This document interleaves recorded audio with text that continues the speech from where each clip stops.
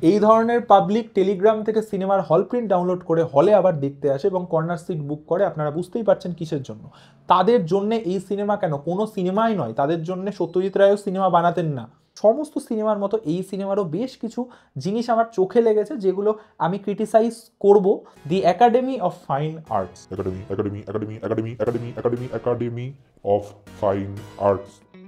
হ্যাঁ, তোমরা নামটা ঠিকই শুনেছো। মোটামুটি 3 সপ্তাহ আগে আমিও ঘাবড়িয়ে গিয়েছিলাম নামটা শুনে, তার কারণ সিনেমার ট্রেলার লঞ্চের পর ফেসবুকে একই পোস্টে ছড়াছড়ি লেগে গিয়েছিল যে একাডেমি অফ ফাইন আর্টস আমাদের সিনেমা রিলিজ হতে দিচ্ছে না। এবং ট্রেলার দেখার আগে যে কোনো মানুষ যারা সেই পোস্টটি দেখেছেন তারা আমার মতনই একই জিনিস ভেবেছেন যে এইটা নিশ্চয়ই কোনো একটা ফাইন আর্টসের ইনস্টিটিউটের নাম, এবং যারা কোনো রকম কোনো ষড়যন্ত্র করে একটি ইন্ডিপেন্ডেন্ট সিনেমা আটকাচ্ছেন। কিন্তু সেই সিনেমার নাম কি? দি একাডেমি অফ ফাইন আর্টস। এই সিনেমা যারা এখনো অবধি দেখোনি অথবা দেখে এসেছো তাদের জন্য এই নো স্পয়লার রিভিউটি রয়েছে, যেখানে আমি শুধুমাত্র একজন ফিল্ম মেকার হিসেবে বায়াসড ওয়েতে কোনো রকম কোনো জাজমেন্ট দেবো না।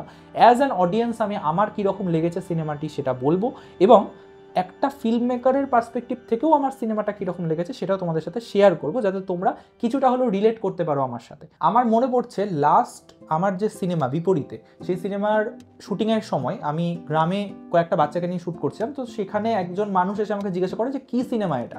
তো আমার অভ্যেস হয়েছে যে যখনই কোনো মানুষ জিজ্ঞাসা করে যে কী সিনেমা আমি শ্যুট করি বা কিছু, আমি দেখি যে সে কে জিজ্ঞাসা করছে, সেটা যদি তাকে যদি বোঝানো সম্ভব হয় ফিল্ম ফেস্টিভ্যাল এই জিনিসগুলো, তখন আমি তাদেরকে বোঝাই যে এটা একটা ইন্ডিপেন্ডেন্ট সিনেমা, এটা হয়তো হলে নাও আসতে পারে, এটা আমরা তৈরির পরে ইউটিউব হোক বা বিভিন্ন রকম জায়গায় আমরা ডিস্ট্রিবিউশনের চেষ্টা করি, যদি না হয় হলে, যদি না হয় সেক্ষেত্রে আমরা প্রাইভেট স্ক্রিনিং করাই। এবং যাকে বোঝানো সম্ভব নয় তাকে আমরা বলি নর্মাল জাস্ট ফোনের জন্য একটা সিনেমা বানাচ্ছি, শর্ট ফিল্ম বানাচ্ছি, এরকমভাবে বলে আমি চালিয়ে দিই। তো গ্রামে গিয়ে যখন আমি ওনাকে বলার চেষ্টা করি যে ফিল্ম ফেস্টিভ্যালে যাবে, তখন উনি প্রথম কথাই বলেন যে ও আচ্ছা, সত্যজিৎ রায় ঋত্বিক ঘটকের মতো সিনেমা। তো আমি তখন বললাম আপনি ঋত্বিক ঘটকের সিনেমা দেখেছেন?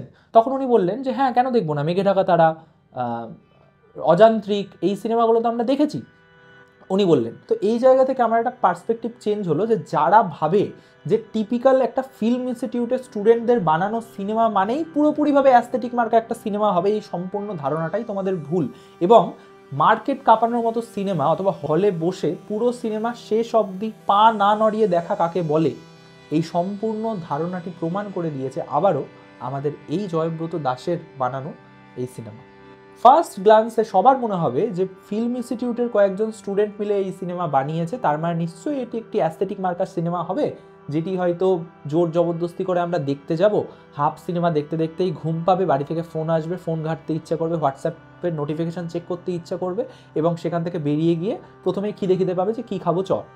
মার্কেট কাঁপানো সিনেমা কাকে বলে, সেখানে স্ক্রিপ্টিং কাকে বলে, অ্যাক্টিং কাকে বলে, এডিটিং, সিনেমাটোগ্রাফি সমস্ত কিছু দেখিয়ে দিয়েছে এই সিনেমা, যেখানে সাউন্ড থেকে শুরু করে প্রোডাকশন ডিজাইন থেকে শুরু করে মেকআপ সমস্ত কিছু 100%-এর ওপরে দিয়েছে সবাই এফোর্ট। এবং অ্যাজ এ ফিল্ম মেকার আমি যদি বলি, তাহলে অনেকেই বলছেন যে এটি বাংলার পাল্প ফিকশন, হ্যাঁ ট্যারেন্টিনোর কপি করা, অনেকে অনেক ধরনের মন্তব্য করছেন। আমি একটাই কথা বলবো, দয়া করে যারা এই মন্তব্যটা করবেন না, এই মন্তব্যটা করা খুব ইজি যে এই সিনেমার গল্প অমুক সিনেমা থেকে নেওয়া, এই সিনেমার ধরন অমুক সিনেমা থেকে নেওয়া। আপনারা একটা শর্ট ফিল্ম বানিয়ে দেখান না, অথবা একটা যে কোনো পপুলার সিনেমার একটা সিন সেটা আপনার রিমেক করে দেখান। করা যায় না, করা যায় না, কপি করা তো যায়ই না, তার সাথে এক্সিকিউশনের একটা ব্যাপার থাকে। এই সিনেমা দেখে প্রথম থেকে কয়েকটা জিনিস প্রেডিকশন হবে, কয়েকটা জিনিস আমরা সবাই বুঝতে পারবো। যারা ডিটেকটিভ সিনেমা দেখে, যারা ক্রাইম থ্রিলার দেখে, সবাই একটা জিনিস, দুটো জিনিস, তিনটে জিনিস সবাই ধরতে পারবে। কিন্তু ক্লাইম্যাক্সে এমন কিছু এলিমেন্ট রয়েছে যেগুলো বলে না completing the circle, completing the arc, ফিল্মে একটা কনসেপ্ট রয়েছে যে কোনো সিনেমার শেষে গল্প এমনভাবে মিলবে যে আমরা চিন্তাভাবনাও করতে পারবো না যে গল্পটা এইভাবে এসে মিললো। তো সেইটাই আমরা ক্লাইম্যাক্স সিনে দেখতে পারবো, যেটার আমি তোমাদেরকে বলবো না যে কি হচ্ছে, তোমরা নিজেরা দেখে আসবে। সিনেমাটা আমি আজকে দেখে আসলাম, অনেকটা দেরি করে ফেলেছি, তার কারণ আমি ছিলাম মালদা শহরে, এবং মালদা শহরে এই সিনেমা এসেছে আমার জানা ছিল না, আমিও ব্যস্ত ছিলাম। তো আজকে ফাঁকা হয়েই আমি দেখে এসেছি, এবং হলে প্রচুর লোকজন ছিল, সবাই চিৎকার করছিল, সবাই এনজয় করেছে সিনেমাটা। এবং একটা জিনিস আমি বলবো যে যে কোনো সিনেমার 3 রকম অডিয়েন্স থাকে। একরকম অডিয়েন্স হলো যারা শিক্ষিত অডিয়েন্স। শিক্ষিত মানে আমি শুধুমাত্র পড়াশুনো জানা অডিয়েন্স বলছি না, যারা জানে যে কখন কোন সিনেমা দেখতে যেতে হয়, কিভাবে দেখতে হয়। একটা থেকে অশিক্ষিত অডিয়েন্স, যে অশিক্ষিত বলতে যে পড়াশোনা জানে না সেটা নয়, একটা উদাহরণ দিলেই বুঝতে পারবেন, যারা হয়তো একটা নর্মাল সিনেমা দেখতে গিয়ে হা হা হি হি পপকর্ন লেজের প্যাকেট ছেঁড়াতেই তাদের 70% সময় নষ্ট হয়ে যায়। তারা সিনেমা চলতে চলতে চিৎকার করেন এখনই মারবে, একে মারবে, ও চুরি করেছে, ও এটা নকল ছিল, ওর ভাই এটা, তার বোন এটা, এই গল্পগুলো আগে থেকেই তারা আপনাদেরকে স্পয়লার দিয়ে দেবে, যেগুলো আদৌ হবে না।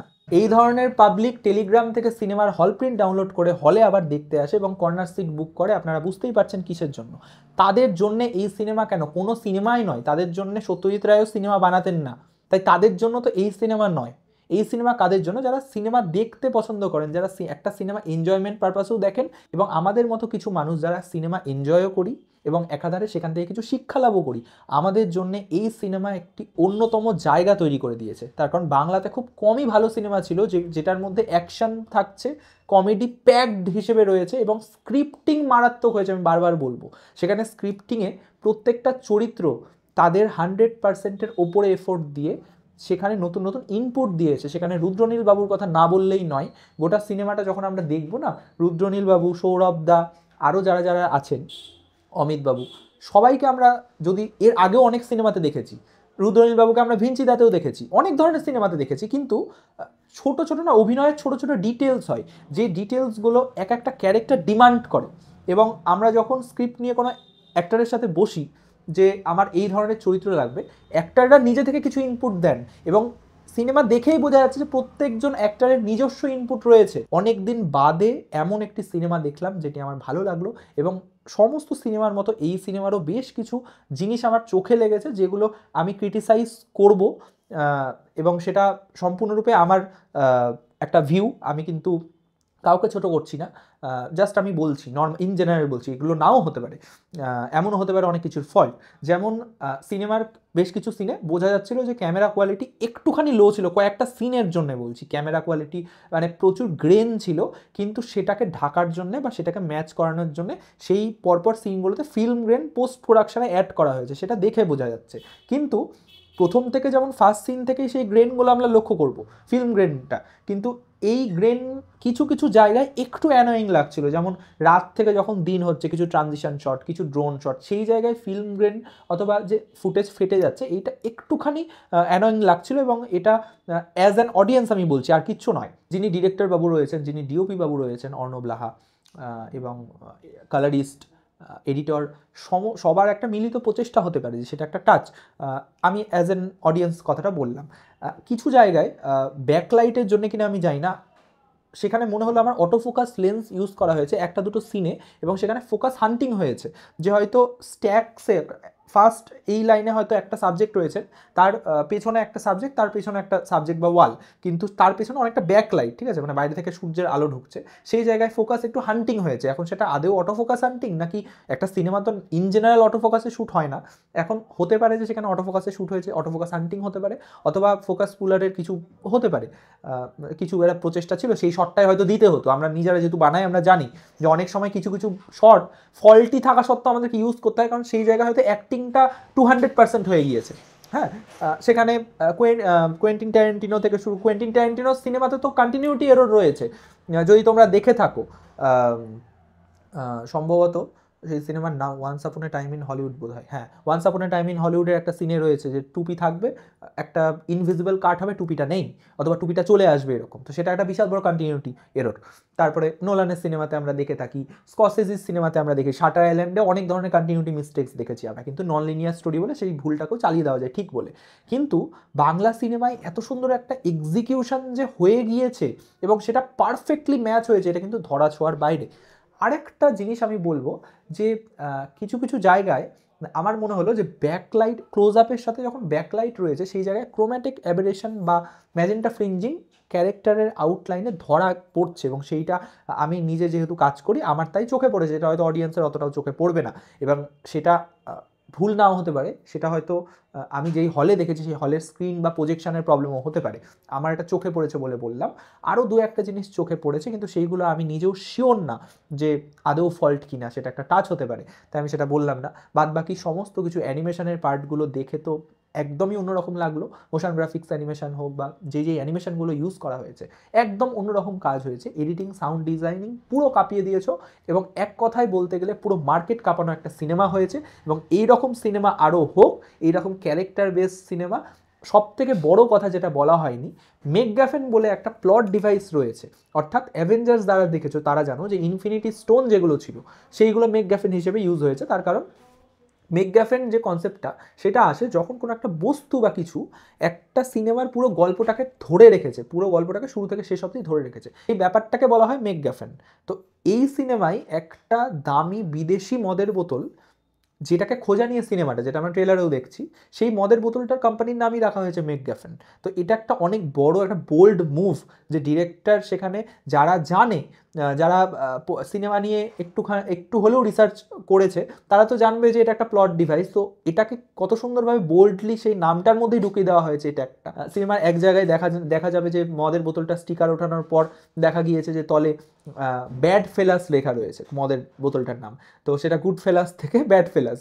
তো যাই হোক, এটা ছোট ছোট কিছু জিনিস রাখা হয়েছে এবং আরও অনেক জায়গায় অনেক হলিউড সিনেমার সেখানে ইন্সপিরেশন রয়েছে যেটাকে বলবো, এবং সেই জিনিসগুলো যে এক্সিকিউট করার পরে এত সুন্দর দাঁড়িয়েছে, এটা অনেক বড় একটা দায়িত্ব। এবং thank you so much Joybrato Das এবং সম্পূর্ণ টিমকে, SRFTI ইনস্টিটিউট থেকে শুরু করে যারা যারা অভিনয় করেছেন, যারা কাস্ট অ্যান্ড ক্রু, সমস্ত জনকে thank you so much Bangla ইন্ডাস্ট্রিতে এত সুন্দর একটা সিনেমা আমাদের গিফট করার জন্য। এবং এই ধরনের আরও সিনেমা আপনারা বানান এবং ইন ফিউচার আমরাও যাতে ইনভলভ হতে পারি, হাজার হোক আমরাও কাজকর্ম করি, এই আশায় থাকবো। Thank you so much. এবং যারা দেখলেন ভিডিওটা এতক্ষণ অবধি, তারা নিজেদের বন্ধুবান্ধবকে পাঠায় এবং এক্ষুনি আপনারা হলে গিয়ে দেখে আসুন। আমি তো ভাবছি কালকে রবিবার, কালকেও যাবো। Thank you so much guys, happy filming.